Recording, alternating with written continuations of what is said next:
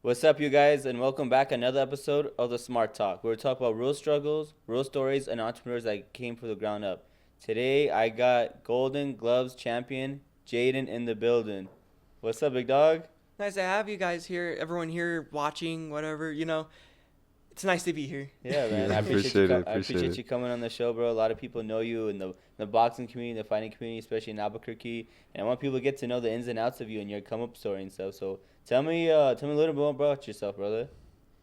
Well, I'm a Golden Gloves winner, amateur boxer. I've had 3 fights now in boxing.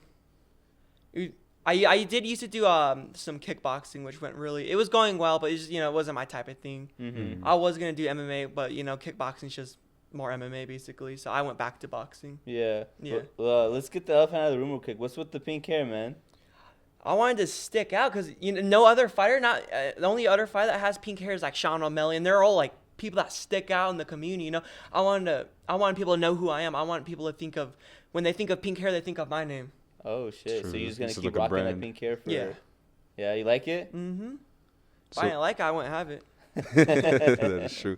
That's what's up, man. So what kind of person were you growing up? Were you kind of insecure? Were you extroverted? Were you bullied a lot in high school, middle school? I was, a lot of other fighters, including me. I was bullied a lot in high school. I got bullied because I was at school and a bus decided to go past a red light and it hit me. A whole bus just completely ran me over. Oh wow. So after that, kids thought it'd be funny to make fun of me because of the bus incident. I didn't take lightly to that. I wanted to do better. It made me angry. So I went to boxing to start, and I did it for self-defense. And as I started doing it more and more, it just like grew on me like a lot. And that's how I got here. Mhm. So when you got hit by the bus, did that severely injure you? Of course, I got stuck in their tire. I had cracked ribs, like actual like injuries and stuff. Damn. How'd you not die? It's a whole How'd bus. you not die? How do you not die? You know? Dude,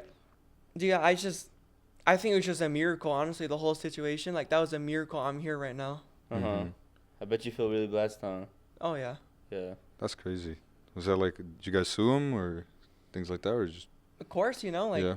if you got hit from a bus, would you sue him? Yeah. hell Yeah. Oh yeah. You just knows me. I was. Yeah, we're all suing. I'm suing too. Their grandma's getting a letter in the mail from me. But yeah, man. So when you started training and stuff like that, you really start to love it. What made you want to like actually compete though? I saw all the other fighters competing, and, after doing some training, I actually like hitting people. Like, it's like boxing, Like, I generally loved the sport for what it was, and just wanted to compete, Saw everyone else doing it, so why not do it? Mm-hmm. Yeah. So I know a lot of people don't know what a Golden Gloves champion is. Like, what's that definition? Like, how do you get that title? You get that title about being the strongest in the ring. Like, when you're in that ring and you're fighting that person, it's either you or that other person. You have to train hard. You have to be the strongest in that ring to get that title. Uh-huh. And I know you have big goals and ambitions and stuff like that, but I know there's some parents that don't support their kids' journey or things they want to do in life. Does your parents support you in what you want to do? My parents, my family, they're my biggest supporters on this. Like, if I didn't have that, I wouldn't be here right now. I wouldn't be anywhere. Uh-huh. They've helped me since like day one. And they just That's support you, making sure like you're okay and Yeah, they love what I do, actually. Yeah. really nice. That's cool. So man. what are you looking to get into, like Olympic boxing and then professional and keep rising up from there? That's the goal, That's the goal. After I get 10 fights, I'm going to compete in the bigger leagues, and then hopefully when I'm at least like 19 or 18, I'll go pro. Mhm. It's the goal. Are there certain requirements in order to become a pro? Like, what are those requirements? From what I know, you just have to be at least above 18, or you can be 18 to become Yeah. pro. But for like, there are like different requirements for different types of leagues. Like, I'm pretty sure for the Golden Glove regionals, or I think they're Golden Glove regionals. There's regionals coming up, and you have to have at least 10 or plus fights, 50% win streak to compete in Mm. those. Okay. What's it like being so young and getting so much attention? Because a lot of people your age, they're just average Joes. They're going to classes Yeah. They're in and, class, yeah.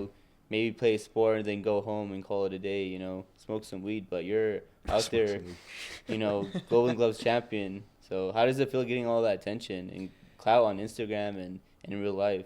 Well, for me, it worked out because I gradually got that attention. So I gradually got used to it. For some other people, some other kids I've seen, like they get that attention like right off the spot and it freaks them out. For me, I kind of like got adjusted to it, you know? Mm-hmm. So what it feels like, it feels good. Do you carry yourself in any different way because of that, or you're just like it's kind of normal to you now? Just kind of normal to me now. Yeah. I mean, sometimes when I'm just at the store, some people want to take pictures of me, and that freaked me out a little bit at the start. Mm-hmm. But then I gradually got used to it over time. Mm-hmm. So when you got into boxing, was there someone that you actually look up to? I looked up to my coach. Mm-hmm. His name is Donald Sanchez. Oh, okay, yeah. I looked up to him a lot because he had a lot of fights, you know, and he's gonna be fighting against Redneck Mundell. Mm-hmm. And Yeah. that's gonna be he's gonna win for sure. Yeah, he's got to. Mm-hmm. Is there any like big pro fighters that you really look to, like maybe Muhammad Ali or John Bone Jones or Joy Roy Jones? Any of those old school fighters or no? Not old school, but I do like Sean O'Malley. Mm-hmm. Yeah, I watched his when I was doing kickboxing and some MMA. He had some fights I looked up to because he just knocks everyone out like in 2 punches. Yeah. He's a sniper. Literally, yeah. So what's a typical training day for you? So I wake up at 3, then I do a 5 a.m. workout, go home, rest for a little bit, and then right after that, I'm going to run. Then I run back. I run at least. You sprint a mile. So you sprint a mile, and then if I want to do more, I'll do more depending how I feel. Then I wait a little bit longer, rest, go to a boxing class. After that boxing class, I just sprint again on the treadmill, do a mile or more depending how I feel. After that boxing class, I go back to sleep, and then I just repeat that for the week and week to come. So are you in school currently or? I had to switch to online school because I didn't have the energy to do actual school because, after doing all those workouts and going to actual school, I couldn't stay awake because I was just so mentally and physically exhausted. Yeah. Uh-huh. So I decided to do some online school to help me out with that. Okay. And then when it comes to your training, where do you train at? Absolute Boxing, Absolute Fitness. Oh, you train over there? Yeah. With Madison Hunt and Donald Sanchez? Yeah. Nice. So when it comes to your training, do you have like just individual coaching or is it kind of just a group session? So I have 5 coaches. So it means it can be individual, it could be group. It just depends on the class because the coaches, they decide what they want to teach. If they want to individually help someone out for the day or they want to group train with everyone, that's what they do, Mm-hmm. How do you prep for a fight? Is there any difference from your normal workout? Like, do you change things up, or is it still the same kind of routine? So every time you do a workout, you train as hard as you can, right? Mm-hmm. And then every time you train the hard as you can, you always assume that your opponent is training harder than you. Yeah, So then you train hard and you keep doing that until you win. absolutely. So how do you pick the opponent or does like the league pick the opponent for you? How does that work? Just whatever comes up, whatever's in the... It's whatever the boxing association gets me. It could be someone my age, it could be someone smaller than me. It just depends on whoever comes forward. Uh-huh. And then when it comes to boxing, because you're so young, are you getting paid for that or is it just still just to kind of get your name and recognition out there? It's for the... I'm too young. You have to like do professional to get paid and stuff, but you have to it's just for the experience, honestly, because it's amateur, and then after amateur you go to pro, and that's when you start getting money and stuff. Mm-hmm.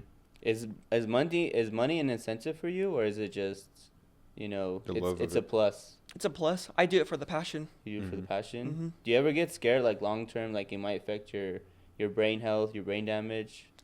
No, only if you honestly, I take care of my brain. Like if I ever did have an injury after like sparring or something, you take care of that before you do anything else because it'll get worse.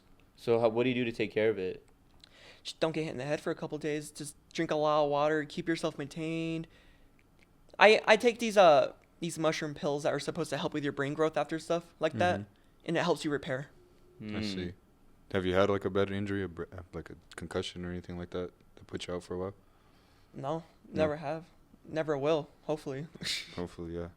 That's a good thing. When it comes to sparring, I know that I've seen a couple of like YouTube videos and TikTok videos where there's like hard sparring and there's light sparring. And I heard that if you do a lot of hard sparring over time, then you get in the actual ring, it's like easier for you to get knocked out instead of light sparring. I've seen that too. I hate people who hard spar. It depends honestly on the person, the coaches. Like sometimes you spar one time a week, you know, and then sometimes some people like spar like 9 times a week or like too much for their own good. The more you spar, the faster you get to the end, you know. Yeah. Okay. It's like more damage to your body. That's why you spar one time a week, let your brain recover, and then spar again. What do you do with recovery wise? You know, are you taking ice baths?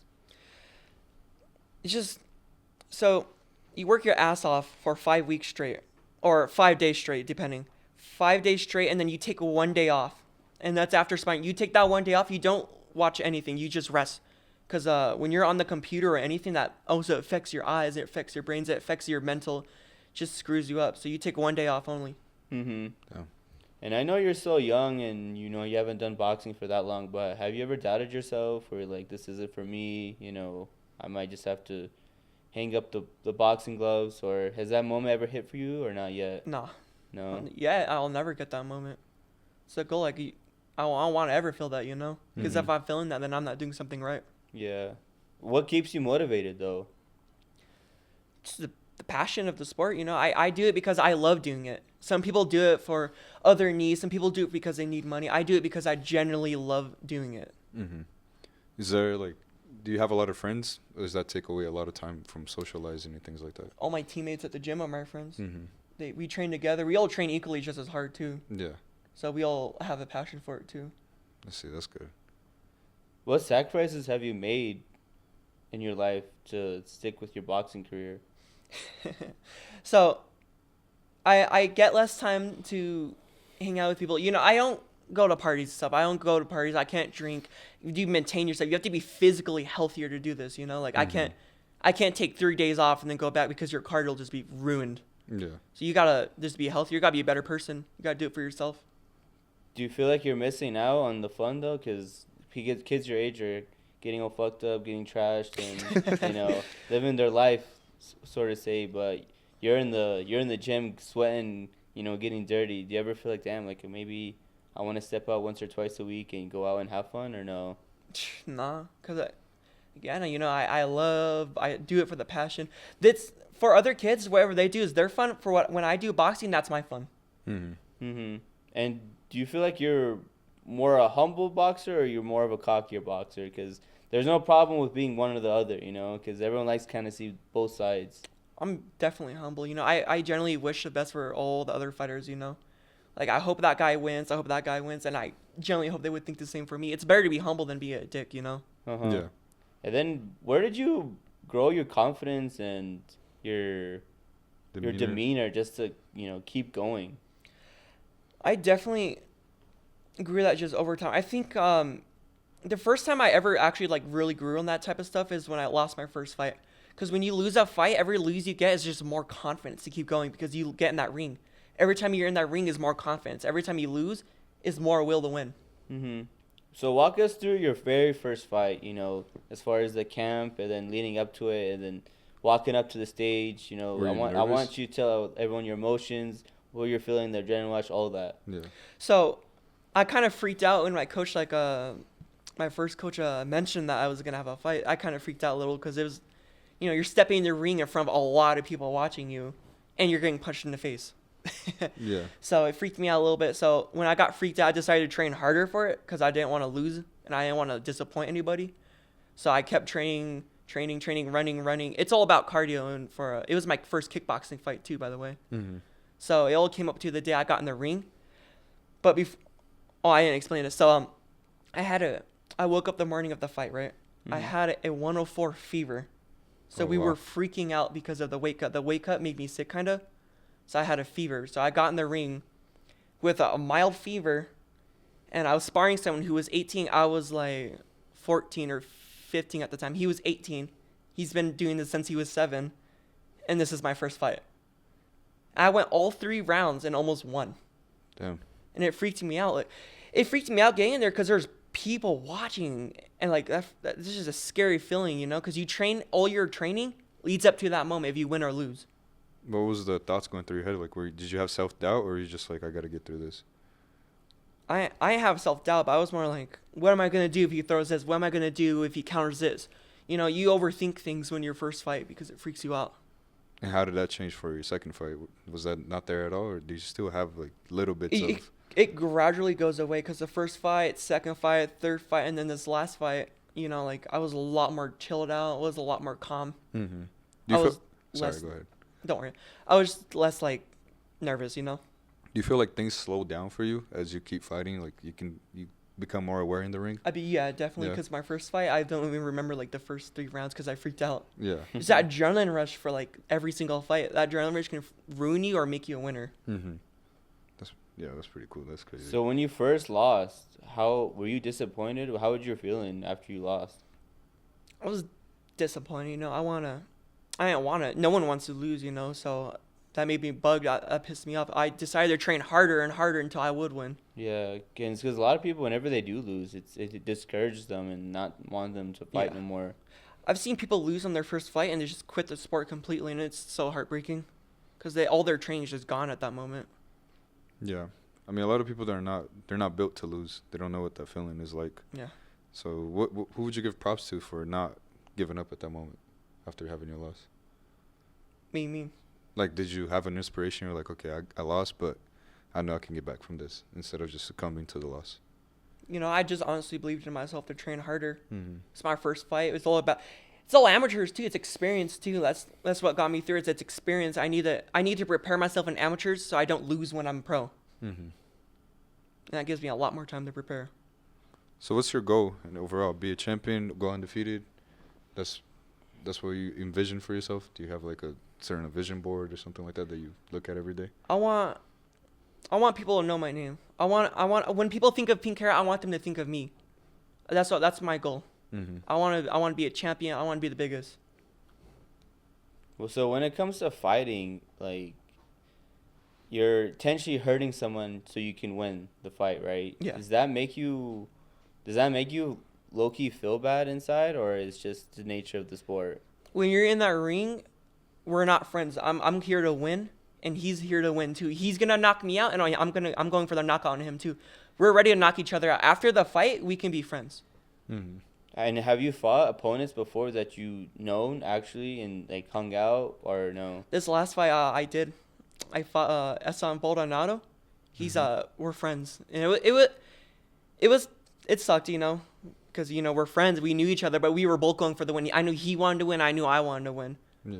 So how do you set that aside, like the friendship, when it comes to competition? Because when it comes to competition and if there's like personal feelings involved, it's kind of hard to separate those feelings. So what did you do to separate those feelings? I just assume that if I separate those feelings, I know I'm gonna get knocked out. That's what I always assume. I never want to get knocked out. No one wants to get hit. So I think because he's gonna knock me out. If he felt the same thing, I knock him out. Yeah. You know.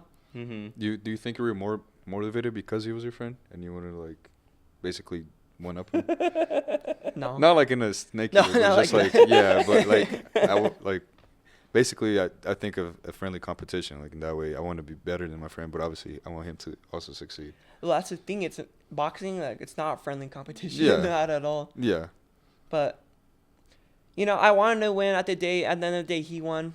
You know, we were still friends after. It worked out, you know. Mm-hmm. Wait, who won? He won. Oh, he won? Yeah. There were some flaws I need to work on. It's amateurs. Yeah.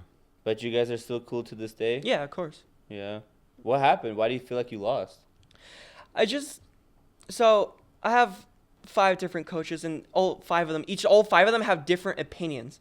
So for my last couple of fights, I was doing a different type of cardio training, and then this fight, because one of my other coaches were working on something else, I had to do a different cardio training. I had to do the cardio training the other coach wanted me to do. So it didn't really work out because everybody's body is different, you know, Mm-hmm.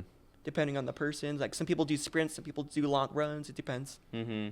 So when you're training for a fight, how are you cutting weight? Are you, I know people get a water bottle and they're constantly spitting the spit out of their mouth, or you're going on a crazy ass diet. So what are you doing to cut? So I gradually, before the fight, before like the actual weigh-in, I gradually, I switched to different foods. I switched to chicken and rice. That's all you gotta do. You gradually go down, and when you gradually go down like a week before the fight, that's when you sweat it off because you have only like 2 pounds to sweat off. Yeah. So you put on the sweatsuit, you go running, and that's the only thing you can do. If you don't go running, you're gonna lose cardio. Mm-hmm. Yeah. So how did you? How long did it take you to like find what is good for you when prepping for a fight?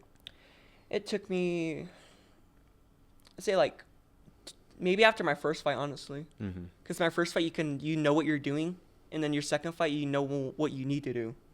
So are you still fine tuning that process, or it's pretty set on what you need to do from now? I'm kind of fine tuning it, but it's working out. That's good. I see. For your training, how are you affording this financially? Is it your family's helping you out? Is it coming out of your own pocket? Because I know dieting and the gym and the coaches, that's a lot of money Yeah, that a lot of people can't afford. I know. It's my family. You know, they're my biggest supporter. Like I've said, they've been here this whole time. If like I said, if I didn't have them, I wouldn't be here right now. Mm-hmm. Yeah, props to your family. You know, it's unfortunate a lot of families don't support, their children's dreams and Their passions. their passions, and they never end up being what they want to be, and they have a resentment towards their parents. So it's cool that your family definitely helps you and supports your ambitions and dreams. Yeah. Yeah. What for your goals, right? When you want to be a fighter, do you want to be like in the pros like Ryan Garcia, Tank Davis, on the big screen making all those millions of dollars? That's like your end goal, right? Yeah, I hope that's what every other fighter's end goal is. You know, like to actually like really pursue that dream, make it far. You know. Mm-hmm. Mm-hmm. So when it comes to your social media appearance, obviously you have a lot of social media clout. Do you feel like people ever want to hang out with you or just want to be cool with you just because you are a badass and you are such a young kid? Do you ever get that with people like trying to use you? Yeah, sometimes I've had a couple of people try and do that shit to me. I'm like, it's whatever, you know. There's a lot of people that know me online, so there's gonna be a lot of assholes too. Mm-hmm. But you get used to it. You can like see through them. How do you handle the hate? Just ignore them. It doesn't affect you at all? Nah. How do you I mean, nowadays with anything, social media is always a big part of it. So your main focus is boxing, but do you also have to do certain things on social media in order to grow your image? Yeah, I have sponsors. I have people that I work with that help me get my name out. I'm doing this right now to get my name out there. Absolutely, yeah. Does that help you, for example, get fight? Well, I guess into amateur level, but professional level eventually. But get placements, get fights, get those sort of things, and get more sponsors. Is that what the social media part is? Yeah, I've had people like Jake Paul's brand. It's called W. Like reach out to me because they've seen me. You know, like people know me because they've seen me from other people, and it's worked out. So at that point, that's kind of a business. Are you managing it, or do you have somebody else doing it for you? I manage a little bit, but my when I'm training or stuff, my mom she helps me a little bit. That's good. Yeah, that's good. You do need other people around you that can manage that part. Cause Yeah. that's a lot of straining. Do you ever feel like when you're training, like, you're just mentally like just checked out? Like, how do you get back from that? If you ever feel like that. You have a lot of resilience for Yeah. a young kid like you. You're not a kid. You can probably whoop my ass, but but you have a lot. You have like a good head on your shoulders. You have a good demeanor. Like it's really hard for people to stay motivated. So you gotta unpeel the onion a little bit and tell us what you be doing, man. You know, like honestly, it depends on that type of person. Like if they honestly want to do it or they honestly don't want to do it. It's for me like a lot of it's just my self motivation. When I first started, I worked so hard that I couldn't do it anymore. Yeah. And I still went back because I wanted to, do it. I generally do it. I generally love it. Mhm. It's just self motivation.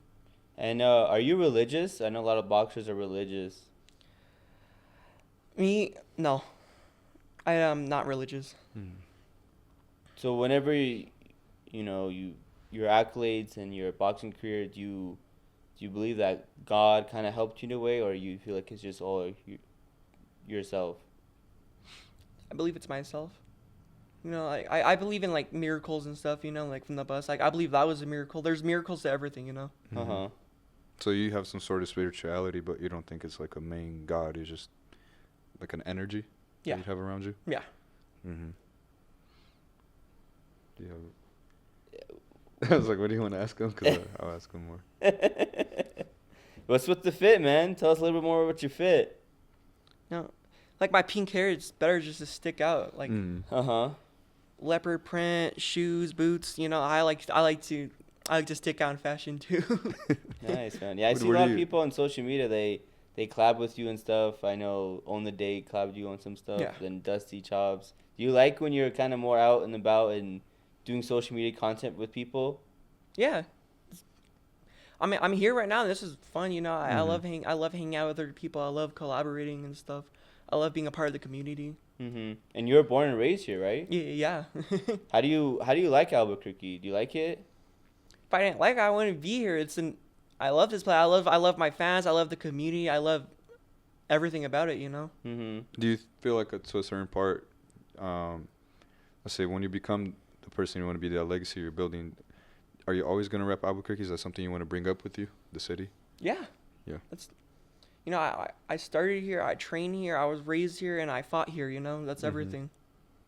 How do you feel about kids your age that, a lot of kids your age aren't doing well? Albuquerque in general, it's not a good city to have kids being raised, a lot of drugs, a lot of temptations. Do you feel like you're making an impact in the community and, kids your age are looking at Jayden and be like, oh, like, this guy is onto something. Like, maybe we should listen to him. Do you feel like you are actually a role model in your community? Yeah, for sure. You know, I'm an influencer. I influence people to do boxing instead of, you know, just doing horrible things or whatever, you know. I'd rather them have doing boxing instead of, you know, being out party getting drunk or whatever, Yeah. you know. Have you had people reach out to you and say, like, thank you, like, I've gotten into this lifestyle? I've because had a of you? lot of people reach out to me and say that you've, like, influenced me to start doing boxing. You've influenced me to start doing my own health. Like, you got me into the gym to start helping myself out, you know. Does that also motivate you? Yeah. Yeah. It's awesome. And it makes you feel good, right? Like, you're helping people out. You definitely, you know, like I've seen a lot of people not do well, and then they go to the gym and they just completely changed person. It's crazy. That's crazy, yeah. Yeah, I know, because fighting, I heard that you just, once you have a bad day, you go hit the boxing mitts and you let feel it all out. relieved, yeah. Yeah. Let it all out. You go home, you feel really good Yeah. about yourself. What is the mental preparation to a fight for you? Like, do you meditate? Do you do anything in order to, like, mentally prepare? I mentally prepare by training harder personally Mhm. because like I feel like the harder I train, the greater odds I have of winning. Mm-hmm. Like the harder you train, the more I'm gonna win. Like that's how it works. If I train more, I increase my mentality more. Mm-hmm. What, do you have a walkout song? Like your favorite walkout song you'd be walking out to? Not yet, but I have some in mind that I'm gonna look forward to. So whenever you walk out, they don't play a song for you, or No. is that just the pros? I think that's just like I for my first like kickboxing fights it did that, but they haven't done that in boxing at all yet. No. Damn. I hope they do one day. What's the crowd size watching you when you're fighting? Do you know? It's just random. It could be community size. It's just sometimes I fight here. Sometimes I fight in areas like Roswell, and I don't really know. You know, Mhm. it could be up to 100 people, up to 300, 200 people. It could be a lot more because there's a stream going on and people are watching. Do you experience any trash talking from the fans? I do have some good lip reading. I've seen people like talk shit kind of from afar. But they're not like yelling at. They're not like yeah. saying it to my face or anything because they're not in the ring, but I've seen it. That doesn't affect you mentally? No. They're talking shit because they're nervous. Hey. I don't know if my boy's so humble. Oh, man. Well, I know you got a lot of goals and I know you got a lot of ambition. You're really young. You have a lot to go. I'm excited to see your journey and how you're going to come up in your life. I really appreciate you coming on here. I only wish you, your family the best, your boxing career the best. I expect to see you on TV, getting the champion, in the boxing league. You're only going to go up from here. Just stay focused, stay motivated. You're a true inspiration for people your age and the Albuquerque community. So I really appreciate you coming on here, bro. Yes, sir. Thank you, man. Yeah, man, I got you. Before we end today's podcast, guys, today, I want to give a huge shout out to our two main sponsors. We got Hookah Kings, a top-rated hookah lounge in New Mexico, and Merino Media, quality content for your business and image. I know see you guys next time on the Smart Talk.